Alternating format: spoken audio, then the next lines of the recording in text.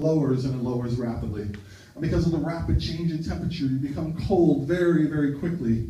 As the temperature drops down from 75 to 65 degrees, down to 55 degrees, and as it gets down to 45 degrees, you are uncomfortable. You do what you can to keep yourself warm. Rub your hands, rub your arms, rub your legs, rub your face. Do what you need to do because the temperature again drops, and it drops down to 35 degrees. It drops down to 32 degrees. It's freezing. You can feel yourself beginning to shiver now. Do what you can to keep yourself warm. Rub your hands, rub your arms, rub your legs, rub your face, and a biting, driving wind picks up to make it feel even colder.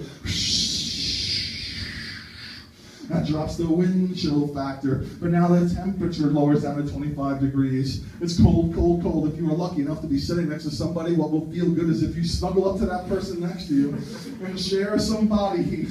You're going to need to if you have somebody next to you. If you don't have anybody next to you, just rub your hands and your arms and your legs and your feet. Rub, rub, rub, hurry, hurry, hurry, because here comes the wind again. It's a biting, driving wind. It feels like it's cutting through you like a knife. It's cold, cold, cold. But all this rubbing and snuggling is beginning to pay off, and as we begin to pull out of the polar bear section, the temperature begins to rise, and it rises back up to freezing, up to 35. It's no longer freezing. As it gets up to 45 degrees, you no longer feel the need to snuggle, unless you've made a new friend. 55 degrees, 65 degrees, 75 degrees, and once again, it's a beautiful, beautiful day. Clear blue skies. A beautiful smell once again drifts by your face. Breathe that in deep. And as you exhale, sleep again. Even deeper. And deeper down we go. All of a sudden, joining us on our journey is one of the zoo's favorite friends, and now running up in front of you and jumping up and down is a cute and playful little monkey. Oh, look at the little monkey jumping up and down in front of you. He's so cute. He's perfectly safe. That's why they allow him to run around here freely at the zoo. But the monkey is in a very, very playful mood here today. Oh yes, he's in a playful mood. And he reaches out and he tickles you on your ear. Oh, oh, tickle, tickle, tickle. Oh, he's so cute though. Whoa! Whoa! Tickle, tickle, tickle, yes. You can reach out and tickle him back if you like, and he is so cute and cuddly. You can reach out and give him a big hug as well. That's right. Oh, he's so adorable. Oh, he's so, so cute. Oh, yes, he is so cute. Whoa! Tickle, tickle, tickle. Oh, yes, he is so adorable. But all of a sudden, a loud sound startles the monkey. And he runs away. Oh, just when we were having fun with the monkey, he is gone, gone, gone. But after all, the monkey is an animal. Because he was startled, he was having a little problem that he has now left behind for all of you. It seems that the monkey had some fleas. And now on your left arm, so do you. There are now 6 fleas on your left arm, and they are beginning to itch your left arm. And it's getting itchier and itchier. With the snap of my fingers, it's twice as itchy. And while it should feel uncomfortable, it actually feels good to itch. That's right. It's itchy, but it feels twice as good to itch. With this snap of my fingers, it's twice as itchy. It feels even better to itch. And what these fleas also represent are problems in your life. Things that are keeping you from doing bigger and better things in your life. So if you'd like to get rid of your fleas and those problems in your mind, just scratch them away right now. Scratch them away, let them fall to the ground, and when they do, stomp them out. Stomp out those fleas. Scratch them away. Stomp out those fleas. Don't let those nasty fleas bother you anymore, but you have to be very, very quick because fleas are very, very fast and they don't want to get scratched and stomped out. So hurry, hurry, hurry, try to get rid of those fleas as fast as you possibly can. Unfortunately, you've not been fast enough, and one flea has now just jumped down the back of your pants, is now biting you on your right butt cheek, and you're biting down hard. There's a flea chomping down on your right cheek, and he is digging in there like he hasn't had a meal in a week. Because you are, ladies and gentlemen, you don't want to let anybody know that you have an itchy ass right now, but as discreetly as possible, try to get rid of that flea. With this clap of my hands, the flea bites down again twice as hard. Oh, hurry, hurry, hurry before the flea goes downtown, if you know what I'm saying. Try to get rid of that flea. Use the corner of the chair if you must. That might fit right in there real nicely. Hurry, hurry, hurry. Oh, just in the nick of time, that flea is gone. Woo, that was close. Oh, there's a big sigh of relief. You can breathe right now. And all that commotion has attracted the attention of one of the other zoo's favorite friends. And now, walking up in front of you, and this truck is a giant elephant.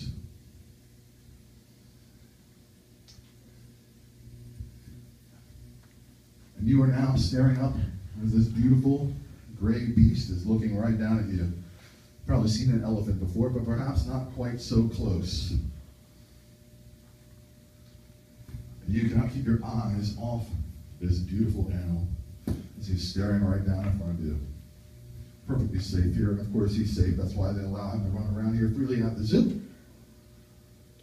But you watch now as the elephant begins to pace back and forth. Follow with your eyes, with your fingers too, so everybody can see where he's going. He walks over toward the left. He walks over to the right. Walks back over to the left and back over to the right. He is quick for a big guy. He begins to walk around in a giant circle. He completes his circle and begins to walk around in another circle, and this time he stops halfway. And now you're staring at the elephant's giant ass. You're staring at the biggest butt you have ever seen in your life, and it is staring right back at you in all of its glory. It's just right there. It's big, it's hairy, and it is gray. And you cannot keep your eyes off this gigantic rear end. And the more you focus on this gigantic rear end, the funnier it begins to get to you. The more you stare at this giant butt, the funnier it begins to get to you. As a matter of fact, even the word butt gets funnier and funnier to you. Look at the size of that butt. Never seen a butt so big in all my life. Butt, butt, butt, butt, butt. And then the butt does what only a butt can do. The elephant squats down and begins to take a giant elephant poopy right in front of you and this truck.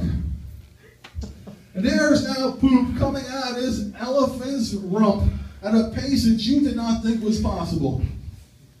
It's coming out of there like a fire hose.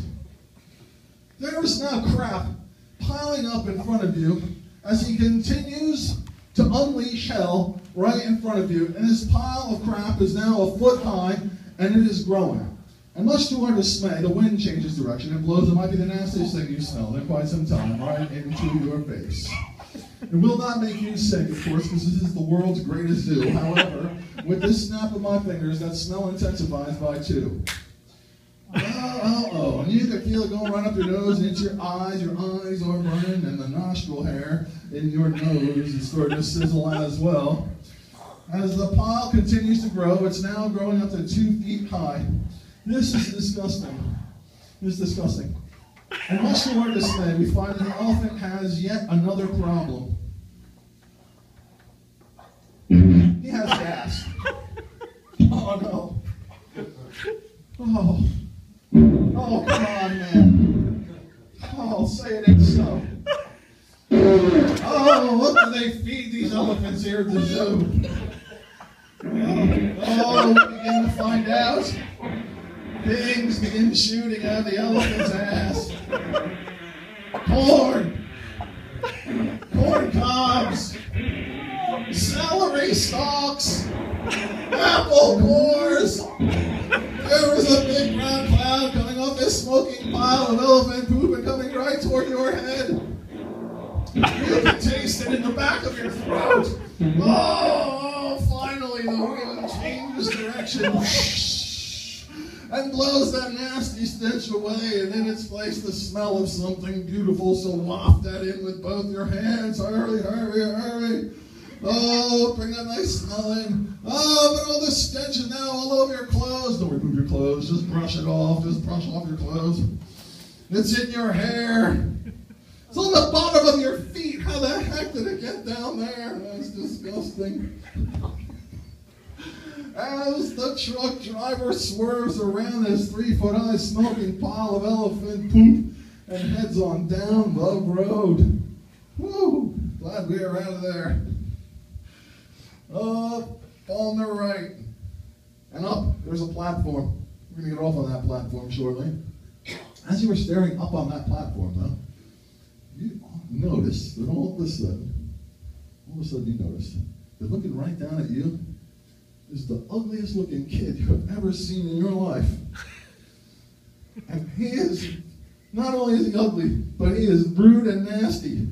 And he is making rude, nasty, ugly faces and inappropriate gestures right at all of you. You can't figure out why he's picking on you right now, but you don't appreciate this at all.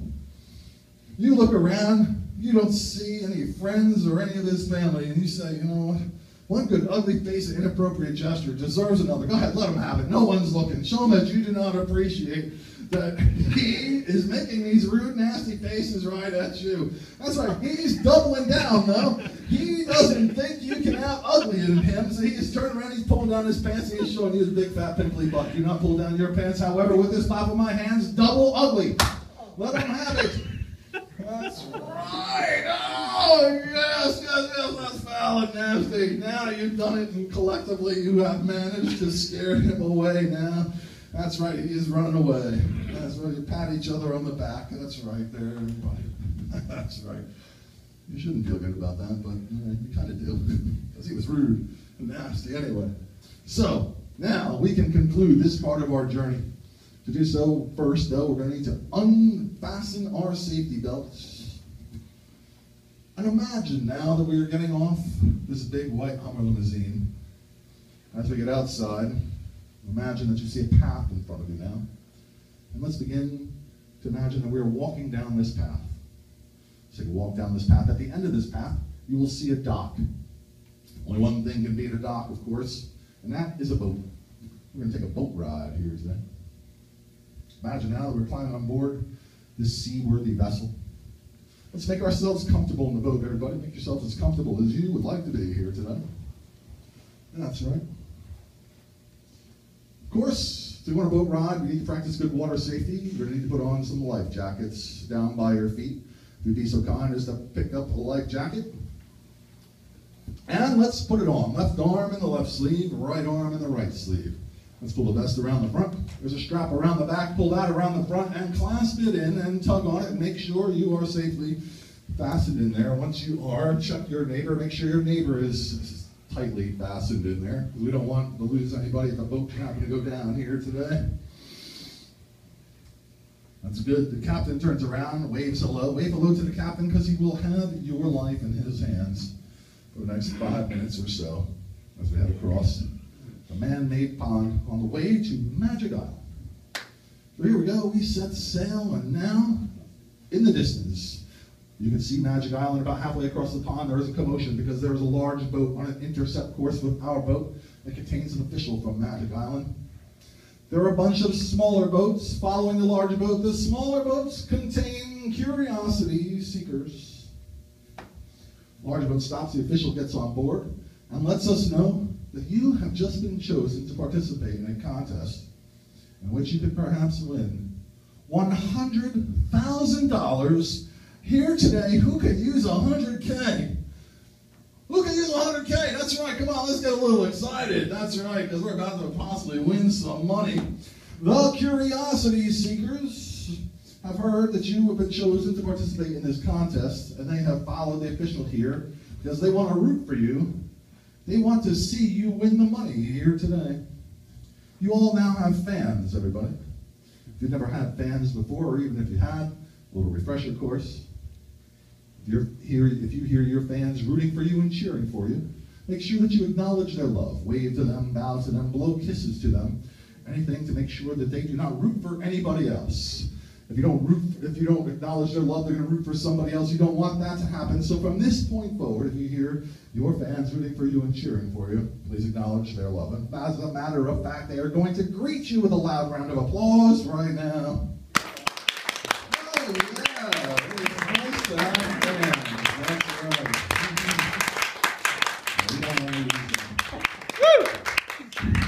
That's right. That's right. The contest for which we've been chosen to participate is a fishing contest, my friends. And whoever catches the largest fish here today will indeed win that $100,000 prize. In order to fish, of course, you need a fishing pole.